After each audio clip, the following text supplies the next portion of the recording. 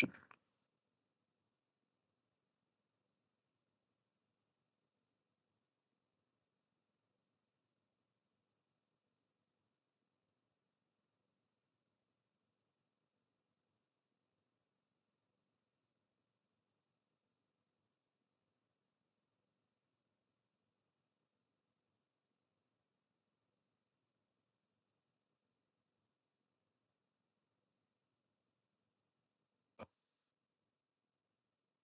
Allison Burns, Mountain Metro Transit. Hal Archer, Community Planner, USAFA. John Leosatos, PPACG. Josh Squires, Transportation Planner, PPACG. Danelle Miller, PPACG. And then I can assist with the online attendees. We have Andrew Archuleta from the town of Monument. Benjamin Schmidt from the town or the city of Manitou Springs. Present. Thank you, Danelle. Aaron Busto from FHWA. Aaron Busto. Darren Horsemeyer from Schriever Space Force Base. Thank you, Danelle. I'll be on until shortly before 2. Thanks, Darren. Kathleen Collins, CDOT headquarters. Hello, I'm here. I will be jumping off around 2:15, but I am here now. Thanks, Kathleen. Lindsay Hawkes from CDOT Region 2. Good afternoon, everyone. Lindsay Hawkes, CDOT Region 2 Planning. Lachelle Davis, also CDOT Region 2 Local Agency. Yep, thank you, Lachelle Davis, CDOT Region 2 Local Agency. Jacob Matson. Good afternoon, all. Jacob Matson, Mountain Metro Transit. Scott Barnhart. Scott Barnhart, El Paso County. Stacy Delozier. Yes, Stacy Delozier, Palmer Lake Public Works. And Gail Sturdivant. Gail Sturdivant, City Engineer and Deputy Public Works Director for the City of Colorado Springs. And do we have anybody from the public? Nope, sounds like we do not. Very good. Let's do an approval of the meeting minutes for both July and August. I do have one quick correction, and if I can get to it. So it's on the July one, and it's about the agenda. I generally don't make motions, so I don't believe I made that motion to approve the agenda. So if we could just check who that right person is and fix it, that would be great. Does anybody else have comments or changes to the agenda? All right, hearing that, none, I will take a motion.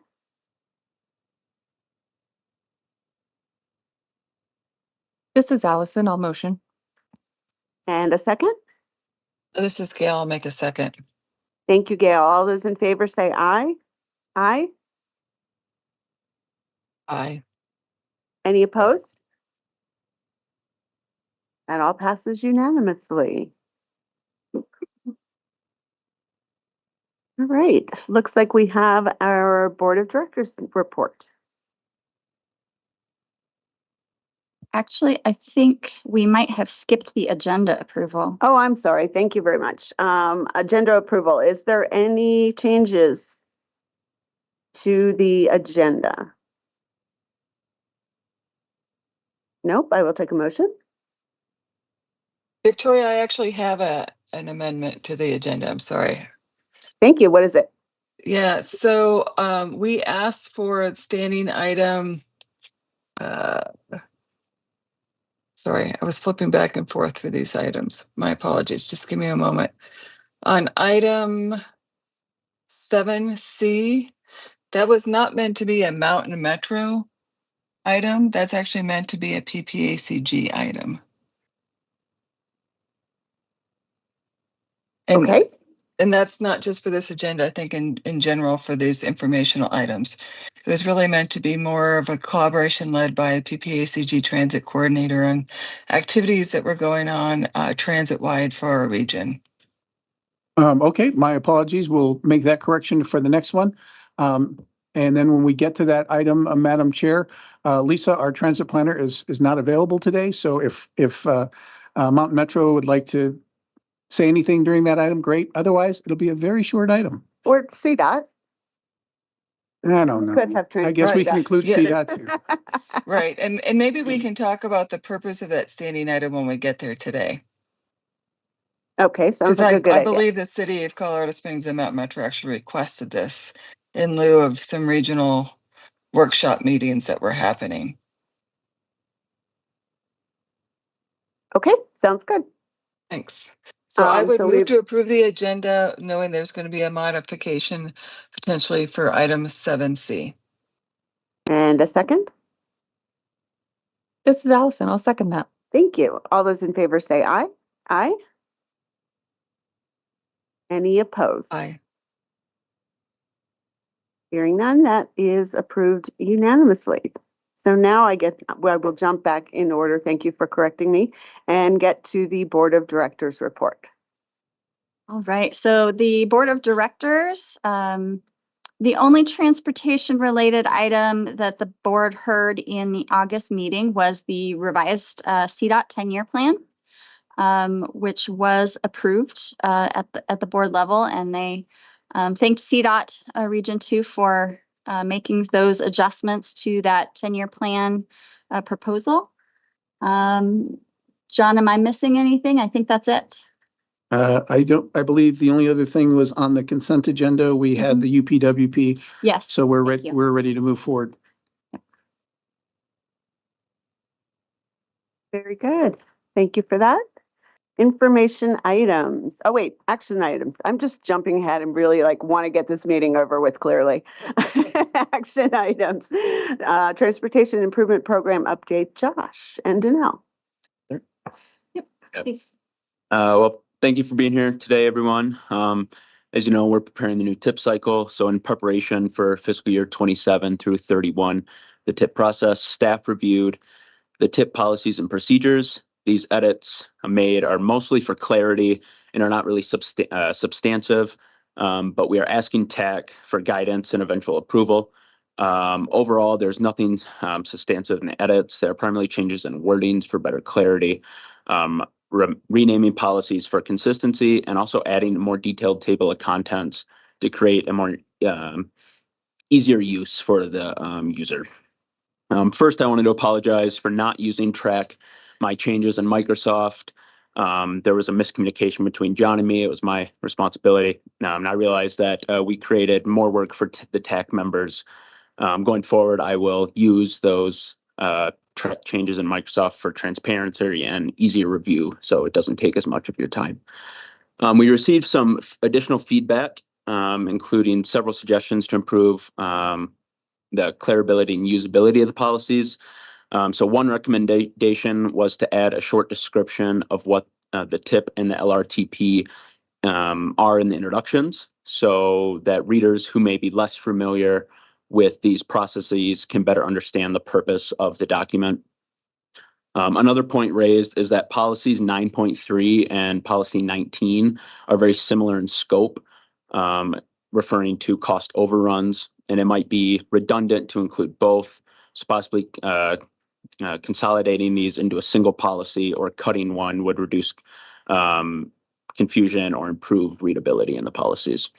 There was also feedback. The document should explicitly state that cost overruns are prioritized above all other projects during a call for projects. While this has been a long-standing practice at PPACG, it's not clearly articulated in the current document that we have. And additionally, TIP policy number 20 currently emphasizes cost overruns only for funds returned to the region. And based on the comments we received, we propose adding a policy that prioritizes cost overruns for all funding in the region. And then lastly, there was a suggestion to include project scoring criteria used in the application process as an appendix to the policies and procedures. This will give jurisdictions a kind of more clear reference to how projects are evaluated and provide consistency between the application materials and the governing documents. That is all I have on the TIP policies and procedures. Yeah, I think at this point, if anyone has additional guidance, that would be great. If you have questions, obviously, we're here to answer those. If the TAC is ready to proceed with those changes, we would ask for a approval of the TIP policies and procedures with those changes. And then I also have a second portion of this TIP item. So I wasn't sure if you would like to stop and finish that piece first. Yeah, that seems to make sense. So if I'm hearing correctly, those changes are going to be made and are not made in the document we see in front of us? Yes, okay. So does anyone else have any additional comments or questions? Does anybody have any problems with the changes that have been discussed? I love silence. All right, should we make a motion on that, or you want one motion all at once? Let's make a motion. Will just make it clean and easy. So if we could get a motion to approve the TIP document with the changes that are recommended, that would be great. Victoria, this is Gail. I recommend that the board make the recommended changes as highlighted in the document. And in addition, the incorporation of the comments. It does include the comments with the description and increased prioritization of cost overrun projects as presented by PPACG staff. I have a question from John. Yeah, Gail, just to clarify your motion, since they were not substantive, this was not something we were going to take to the board. And so it was going to be a TIP only item. That being said, if you all see this as a substantive change, right? Because that's subjective. We think, oh, well, we just changed this word. It's no big deal. Someone else could say that word is very, very important and it is a big deal. You need to take this to the board. So I want to clarify your motion. Are you saying that this you consider these to be substantive changes and you'd like us to put this on a board agenda for board approval? Or is it non-substantive and it's something that can just happen at the TIP level? Yeah, I am of the opinion they are not substantive changes. So, but it was not clear to me that there was a difference between minor and substantive changes and whether or not board approval was required. So I appreciate that clarification, John. So in that case, and I'm going back to the staff memo, I'm going to completely change my motion and restate it that I recommend we approve the transportation improvement policies and procedures presented with the amendments discussed by staff to include the descriptions and more emphasis on funding cost overrun projects first. Is that better? Wunderbar. Thank you. Somebody has to keep me straight, John. It's a full-time job. Do I have a second for that? This is Allison. I'll second. That was a pretty good motion. It's going to be the Gail and Allison show today. Thank you for that. All those in favor say aye. Aye. And any opposed? I get Gail 2 seconds late every time. Sorry, Gail. I can't unmute fast enough. No problem. All right. I hear no one in opposition, so that is approved unanimously with the changes recommended. Thank you. Awesome. Thank you. Now on to Danelle's side. Yes, for the second half of the item. So for the call for projects and funding reconciliation process, we've made a few changes to the application and the process documents based on some feedback that we received. Those are detailed in the memo, but I wanted to talk about a few things just with the group as a whole. So everybody's awareness, I sent out the anticipated funding amounts in an email yesterday. If you haven't received that or you need it again, please let me know. Just so everyone can kind of get an idea of how much we're going to need to cut or push out specifically in the STP Metro and the carbon reduction program funding for years 26 through 29.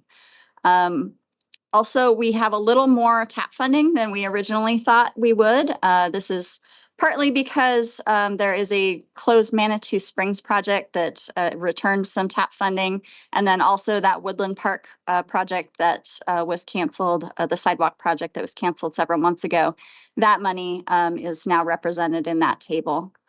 As far as that reconciliation process goes, what staff intends to do is to put together a list of all of the projects that include those funding sources in those fiscal years. We'll send that out to the project sponsors, asking whether or not any of your projects could be pushed out, could be reduced in scope, things like that. We'll also get the project status. And that way, when we go to actually do that workshop, we'll be able to provide that information to you all to hopefully help with that decision-making process. We also anticipate very shortly reaching out to all of the jurisdictions to try to get a ballpark estimate of your cost overruns. That way we can kind of see how much, if any funding is going to be available for new projects. So today I have two real questions for guidance from the TAC. The first is, how long will it take you all to get that ballpark number of cost overruns? And the second is regarding the actual term cost overruns. So our TIP policies says that overruns are due to factors that were not reasonably foreseeable, and not due to voluntary changes in project scope. I wanted to clarify with the TAC whether or not you would like to put together any additional definition for cost overrun that in preparation for this call for projects. And we don't have to make that definition today, but I think it could potentially help with the decision-making process. Anyone have thoughts on cost overrun definition? Gail has her hand up, Matt. Thank you, Gail. All right. So, yeah, thank you, Danielle, for bringing that up. I actually think it would be good for us to maybe to provide a clarification on that definition, primarily because when we go through and we go to the call for projects and we go through and score them and figure out what's going to fit in what years, a lot of times people only take partial funding at the time because that's all that's available in that year.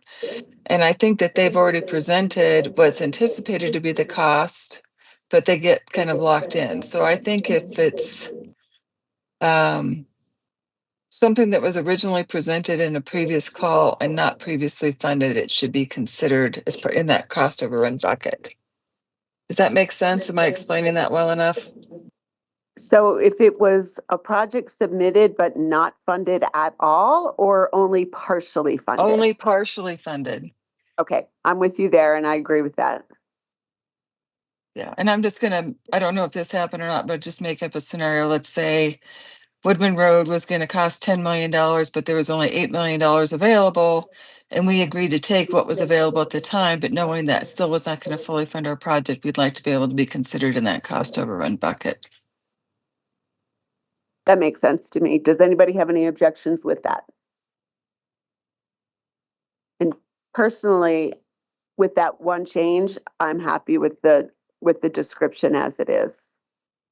Okay, and then just to help us out as staff, I'm seeing a scenario where you've done great work and you get down to the end and there's $10,000 left. I'm just making up numbers.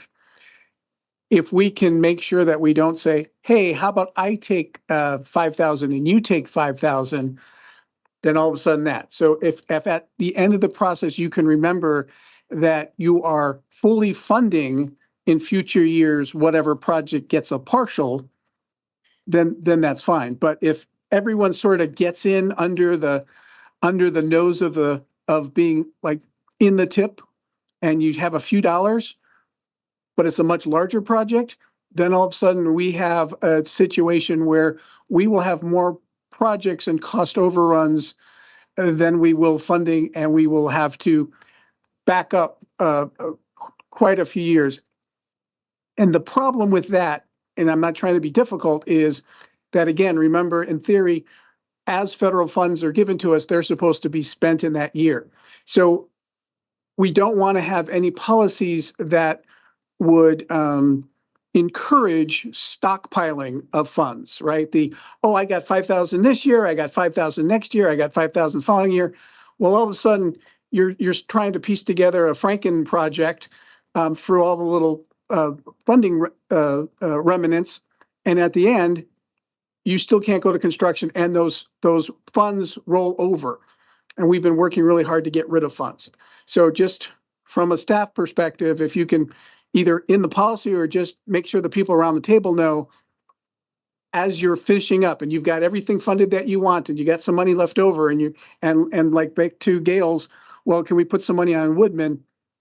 That's great. Just make sure you don't say, well, Woodman will take, a little bit and something else will take a little bit. All of a sudden, we're encouraging that stockpiling mentality, which is not good for the overall cash flow of the program. So I don't know if you want to put that in the policy or just have that be a sort of an unwritten rule that, let's make sure that we keep it as tight as possible.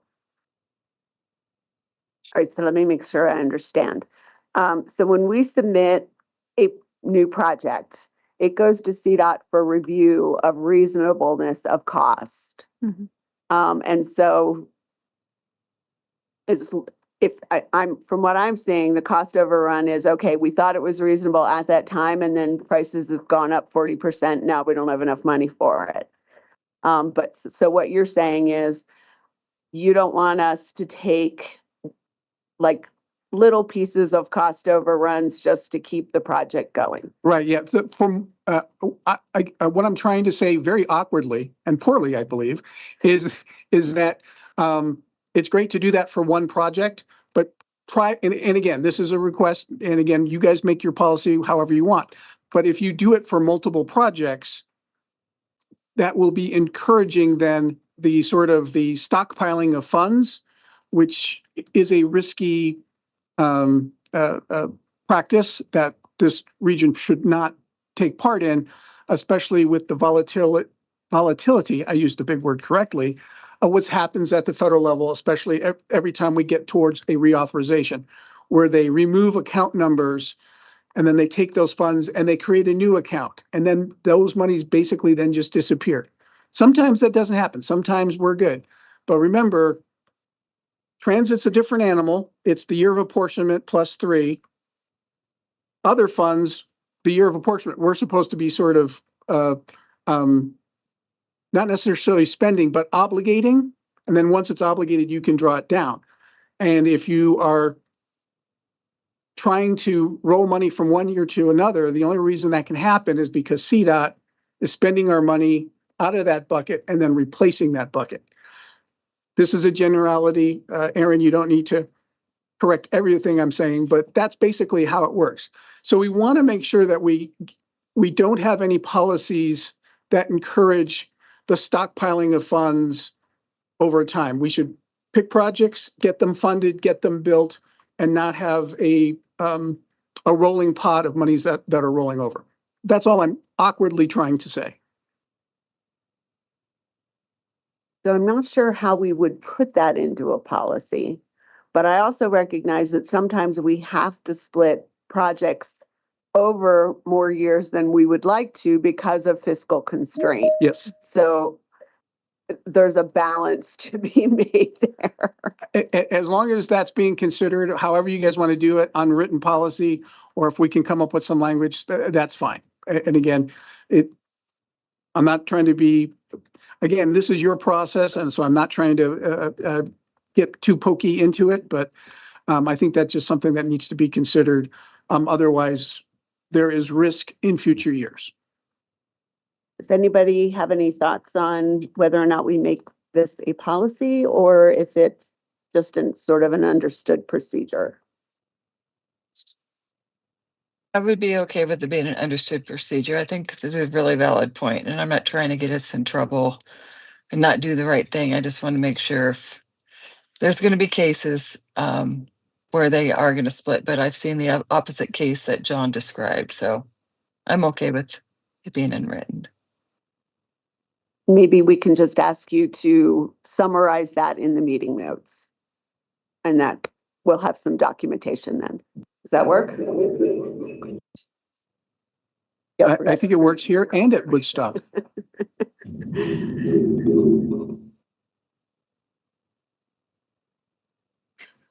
I'm going to try talking again.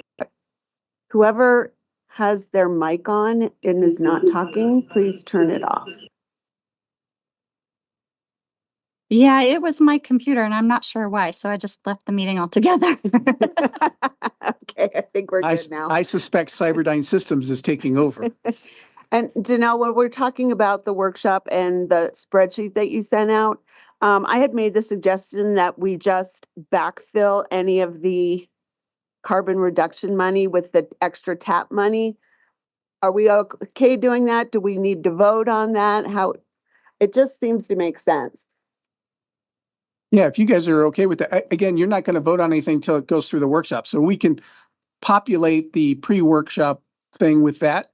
And then at the workshop, you guys can move things around because you're going to anyway, right? Right. So I think we're cool, right? I would say the only consideration with that would be that the TAP funding local match is a bit higher. Yeah. But I think people would rather pay a little more local match than to not have a fully funded project is my thought. So yes, maybe we start there. And if anybody has a problem with a specific project, we discuss that at the workshop. All right. Do you need a vote from us, Danelle? I do not need a vote from you.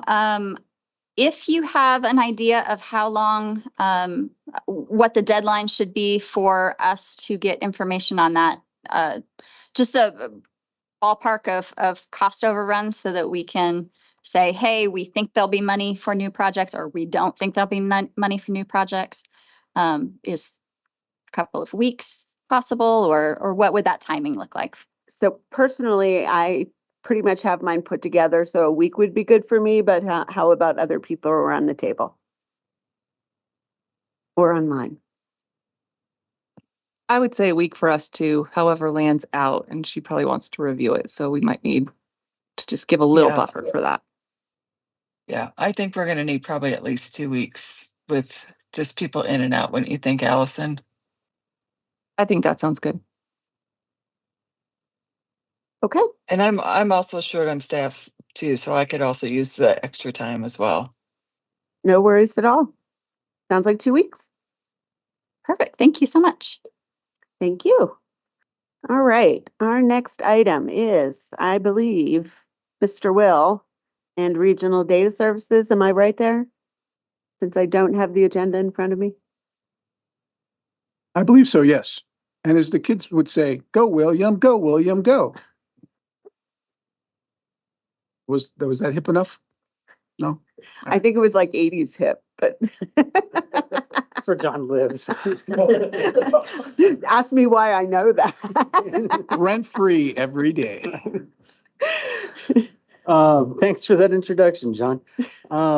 This is just an information item for this month, but tying into what was just previously discussed with changes to estimated funding through STBG.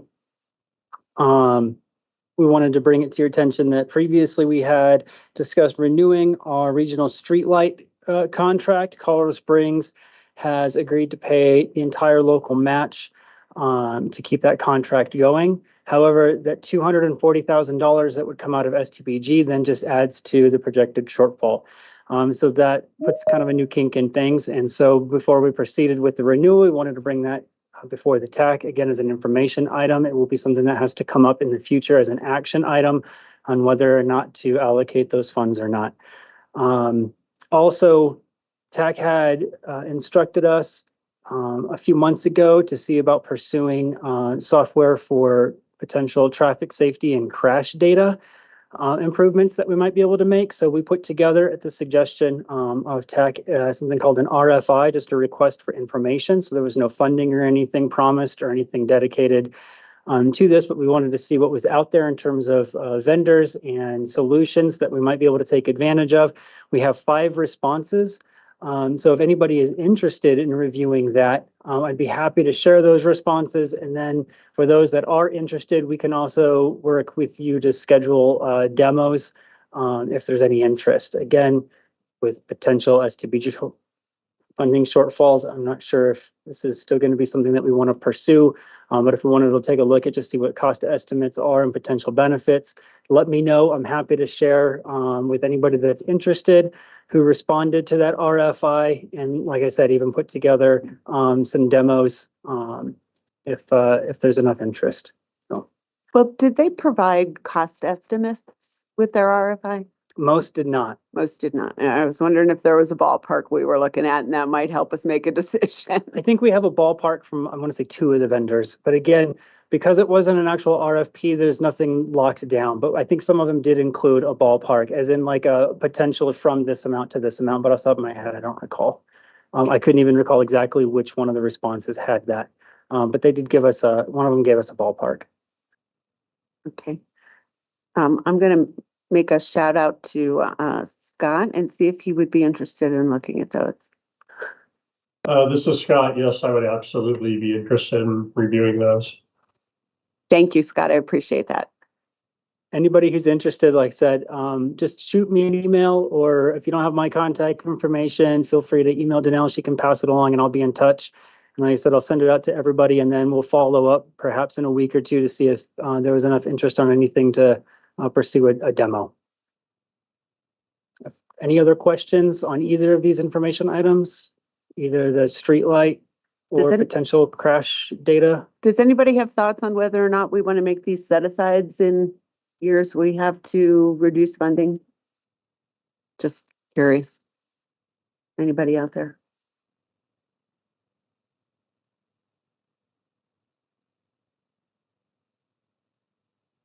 Okay, apparently we have no thoughts for you at this time, Will. Thank you. Sure thing.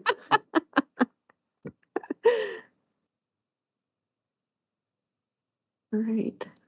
And sorry, I don't have my agenda up, so if somebody could tell me what my next item is, I'd appreciate it. Your next item is an update on Senate Bill 2530.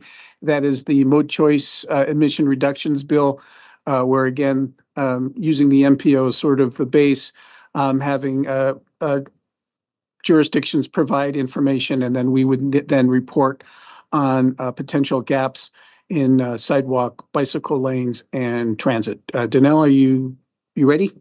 Yeah. You actually attended the meetings. Yeah, so as John mentioned, we, with your help and the state as well, are required to develop a project inventory for gaps in the bicycle, pedestrian, and transit networks. As part of that, it involves any local governments with a population over 5,000. The deadline for local government information is December 31st of this year. And then the deadline for MPOs to submit information to CDOT, I believe is July 1st of next year. And we will be working very closely with CDOT toward the end of the project to kind of figure out potential overlaps, things like that. At PPACG here, Lisa Gagnon, who's our transit planner, will be the point contact for this, but she is on vacation today. But our approach, mostly to reduce the workload on you all, but also to just make the process easier for everyone, is to compile a list of the projects from all of our recent plans, and then kind of send it out to all of the jurisdictions for your verification and any additions that might be needed. CDOT has been hosting some meetings with all of the MPOs, trying to answer questions and put together a few definitions. Obviously, the process is going to look different at the different MPO levels because we are so varied. But we have gotten positive feedback for our approach from CDOT, so we feel good moving forward. CDOT's also working on a draft template. We're not sure if we'll use that or not, but basically it's just to give us the information that they're going to be looking for in this inventory. Right now, what we know is it'll be project sponsor, project name and description, project type, and they have project types a little bit different than we have in our long range plan or our TIP, but I think that'll be fairly easy to adjust. The project limits or the location, a cost estimate if it's available, and then whether or not the project is funded or unfunded. So right now, we don't anticipate this being a big lift for any of you. I don't have, thank you, John, knock on wood. I don't have a timeline right now. We're kind of still waiting for a couple of definitions from CDOT to make sure that we're fulfilling everything that they need. But I believe Lisa's already started pulling the projects from our existing plans to kind of start putting this together. So we really just wanted to let you all know what's going on, what the plan is moving forward, and see if you had any questions for us. Does anyone from CDOT have an understanding or can tell us what you're going to be using the data for?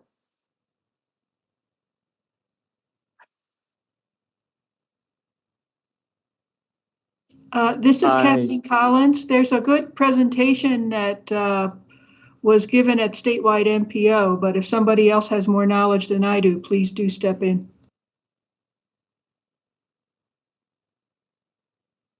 I didn't see that presentation, so I don't know what guess they made as to what they're trying to accomplish. But if anybody else remembers that presentation, feel free to. I have a question that's somewhat related. Sorry, I can't shed A question with a question. Yeah, Very exactly. Answer your sly. question with a question. Is one of the definitions that you're awaiting from us at CDOT the definition of network of regionally significant roadways? No. So we had a meeting earlier this week, I believe. Medora, what's Medora's last name? Bornhoff. Bornhoff. She is the CDOT point of contact for this. And what we've been told is that we can use at the MPO level, we can use our own definition for our network as we did for our long range plan.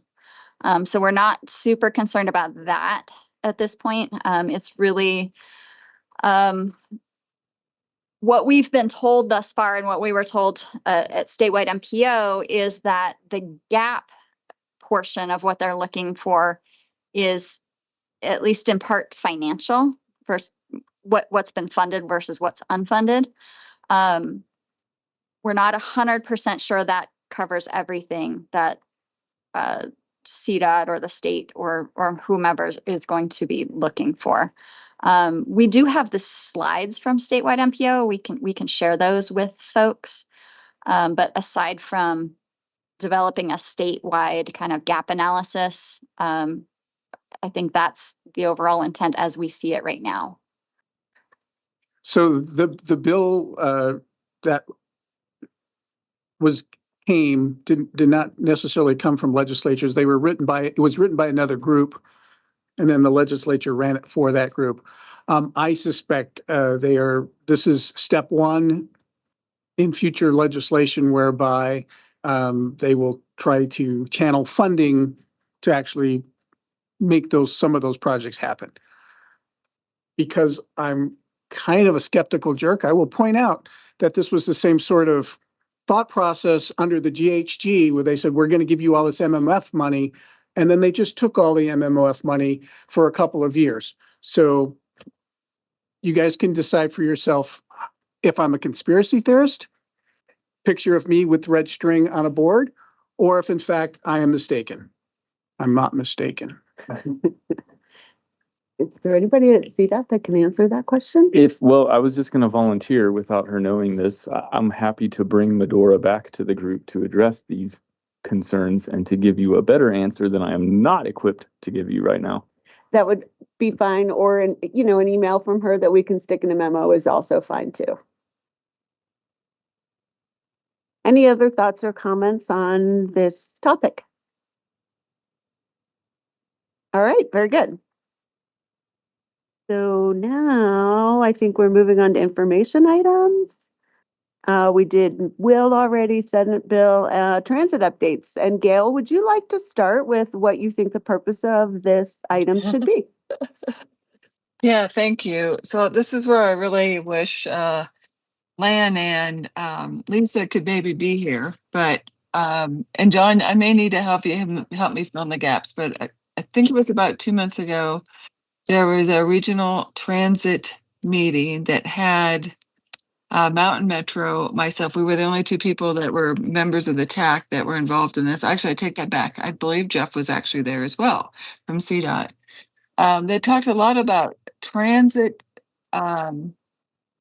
items, but it didn't really have a linkage coming back to the TAC and how it would be making a recommendation to future actions with the board. So really the thought was, instead of having a separate work group, would it make sense for us to have this standing transit item when there is items that we need to be talking about from a regional standpoint? I think that instead of having that regional working group meeting on a monthly basis right now, John, I believe you've agreed to have it as quarterly and then still have this linkage back to the TAC, which I think may be okay as long as we know what the purpose of the work group is. I know I had one more thing. I believe this working group started because the previous PPACG transit rep, Councilwoman Avila, requested it. And now Councilwoman Williams is actually questioning why we're having this work group outside the TAC. So that's really what was meant to be. It was really kind of maybe bring that transit discussion back into the TAC. So yeah, thanks, Gail. Madam Chair, if I may. So let me see if I can do this in little chunks. Councilmember Avila, when we told her that this is something that we wanted to do because there was so many new sort of transit projects going on, Front Range Passenger Rail, and so many other sorts of funding availability for transit, we were like, hey, and we want to take the old sort of quarterly meeting that never really happened quarterly, maybe 2 or 3 times a year, and we wanted to replace with this. And she's like, yeah, that sounds good. Let's sort of do those things. So I don't want to leave people with the impression that Councilmember Avila said, this is exactly what I want, and I begrudgingly did it. This was what our recommendation was. So I don't want anyone to think that I'm not being truthful or forthright with how it sort of got started, because again, there's far more things happening in transit in the world today than there was even at this time last year, definitely more than there were 3 years ago, definitely more than when I got here 7 years ago, right? There's a ton more funding sources and everything else. So moving on to the next thing, it was actually intended to actually just be a group of folks getting together and chatting and not being a committee of origin whereby items would eventually make its way to the board. However, based on the conversations that we had, we are now, Jared, I don't know if you've got a microphone to sort of fill in the gaps here. Oh, he's ready. He's is that based on the conversations we had with you we are going to say, hey, we would like to have the transit working group report to the TAC. So it would be a committee under you, the TAC members. And so you can decide what items you want discussed at TAC rather than the transit group, or what things that the transit, or things you'd like to tell the transit group that you'd like it to do. And I think that's coming up at a future board meeting, Jared. That is, so the board did approve creating that separate from the committee structure working groups with the initial idea that air quality technical committee and the mobility coordinating committees would both become those working groups. Since when that was proposed to now, this transit group has started meeting and really kind of fit the idea of this working group, where it's really just kind of bringing people together to discuss the issues. And then if anything comes up, then it would go to TAC. And part of that definition was saying a working group would be basically assigned to a committee of origin all three of those actually would, in theory, report to TAC. So if anything came up that was policy driven or it would require a policy change, TAC would be the ones to address those changes. Yeah, because no matter what, this is that transit group is not a committee of origin. All it can, and again, even before then, it can really do anything. This will actually give it a little more oomph in that it's part of now the process that would bring something to you guys here at TAC. But again, nothing moves beyond this until it gets the permission of TAC. The other little chunk that I wanted to hit on is I think we are doing the meetings every other month, and we're trying to schedule something with Councilmember Williams but we have not been able to get on her schedule. But obviously, we will do whatever she says. She can say, I don't want it to meet even quarterly. I want it to meet, once every 6 months. So that is something that, again, once we have the opportunity to chat with her, we will take her direction and we'll let you know what she is. But in theory, this is filling the requirement of the board bylaws for the transit representative to have meetings as he or she sees fit. So I think that's all of the chunks. Did I cover everything you wanted me to, Gail? I think you did, John. Thank you. Thank you. Any other questions or any item to report on from this group at this point? The only things I have, I think, can be covered in member entity announcements. Very good. Okay, thank you for that information. I have a few transit updates I can provide. Okay. So in our recent revised 10-year plan, we did have 2 mobility hubs that were approved, the North and South Pikes Peak. And in that time, we did have a meeting with DTR and Mountain Metro. Jacob was there, and we come to the understanding that this is going to be a local agency-led project and not a DTR-led project. So good news, that'll be running through the region here instead of HQ. So the other thing is the TCS, Transit Connection Study.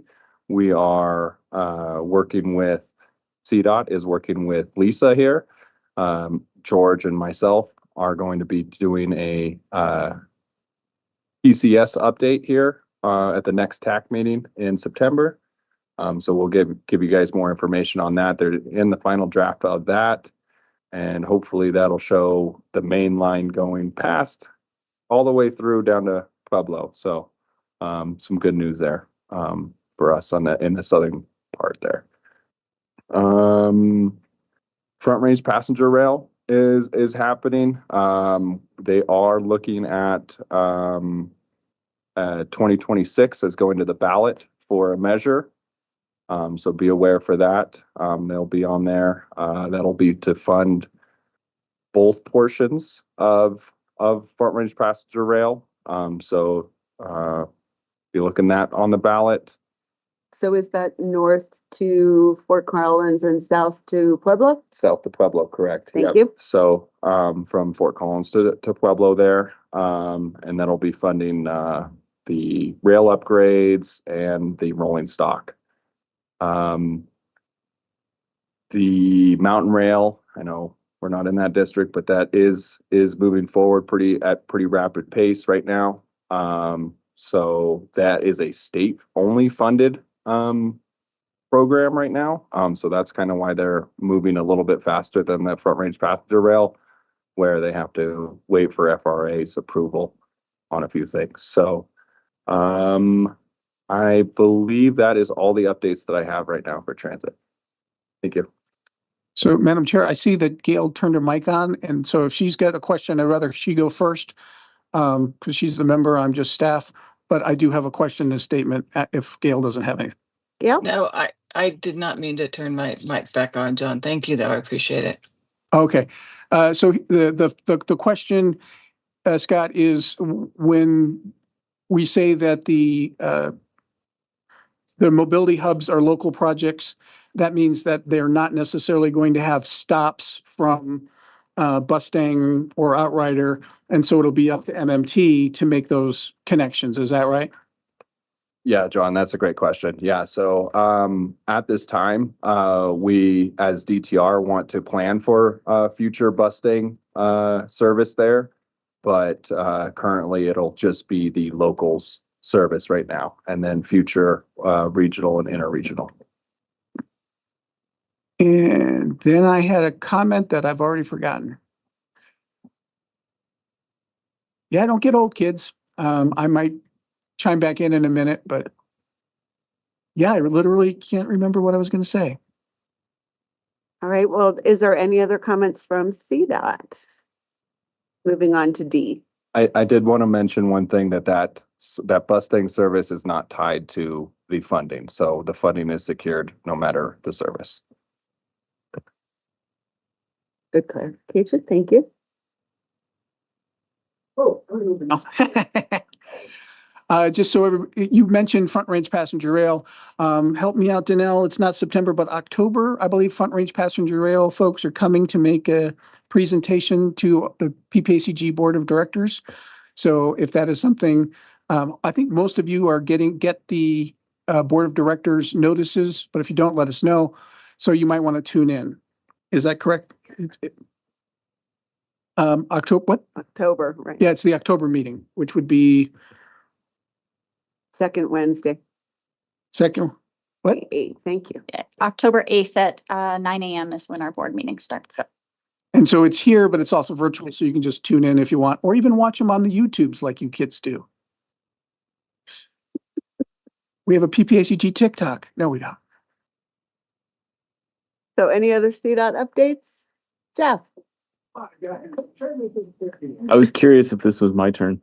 Just going back to the question about what's the purpose of this active transportation and transit inventory. If I may, just pulling from that July 2025, I think it was, statewide MPO meeting. Thanks, Kathleen, if you're still on here.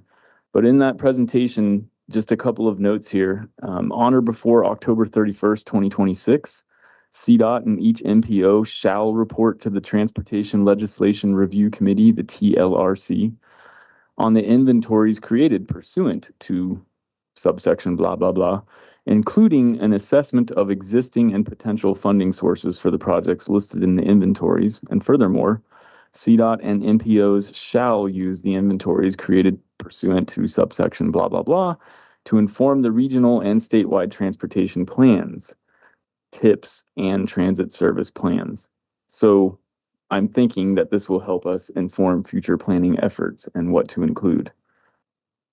That's my thoughts. Nonetheless, I am still reaching out to Medora, the program manager, for further clarification. And then, in the spirit of keeping this a short meeting, the public comment period is open for the 2050 statewide plan update. That public comment period is scheduled to end August 31st of this year for the 2050 statewide plan and rural, this is so many acronyms, Rural Transportation Planning Regional Transportation Plans. That's a palindrome, TPR-RTPs. The next STAC meeting is September 4th, will be virtual, and then from the August 2025 Transportation Commission workshop, which was yesterday, some topics that were covered were an update on the 2050 statewide plan, an update from the Mobility Systems Committee, which included passenger rail overview and updates, and an update on rural roads as part of CDOT's 10-year plan, an allocation of over $890 million to rural pavement conditions. The largest single investment in CDOT's recent history. We're aiming to repair over 1,000 miles of rural pavement across the state. And this plan includes nearly $382 million going towards rural roads over the next 4 years. And I believe that is all that we have, unless I am forgetting something, Scott or Rob.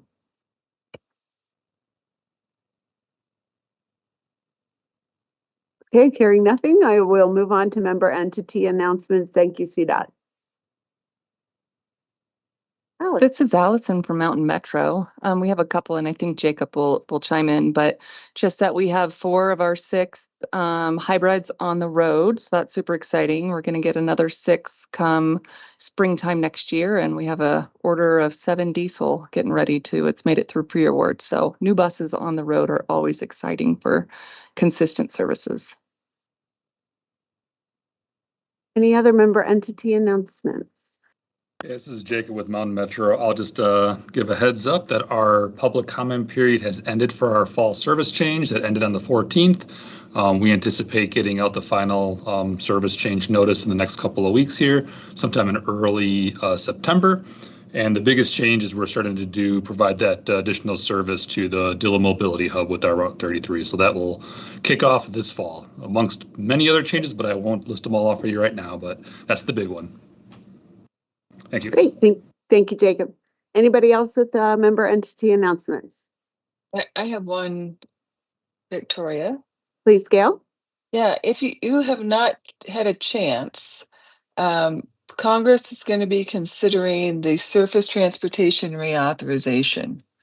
I'm hoping that all of you in the local area have received a link to that docket and information from either senators or congressmen about that issue. It can be really helpful if you have the opportunity to provide a letter of support for this reauthorization and emphasize anything that may be of interest to you as an entity to be able to receive additional federal funding. So I just want to make sure you're out there. I'm happy to forward you an email with some links on it if you want more information or just chat with you about it. But anyway, I think it's important to provide as much support as possible for this item.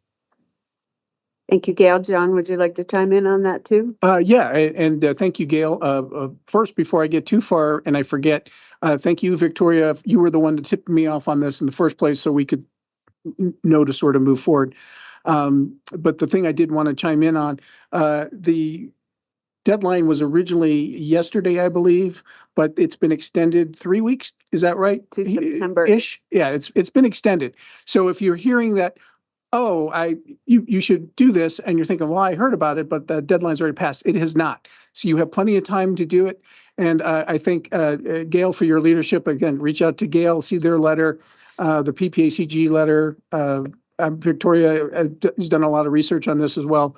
So any one of us, if you want to chime in, we're happy to provide you the information that you would need to do so. And the more, let's face it, when they get past 1,000 letters, a lot of this is a AI sort of thing where they just feed the letters in, and Cyberdyne's system reads looks for all the keywords like Terminator and John Connor and things like that, and then it sort of assigns based on that. So the more letters we can generate with keywords of like more funding and things like that, the better off we're going to be. So thank you for bringing that up, Gail. And again, I would hope you would all consider doing that.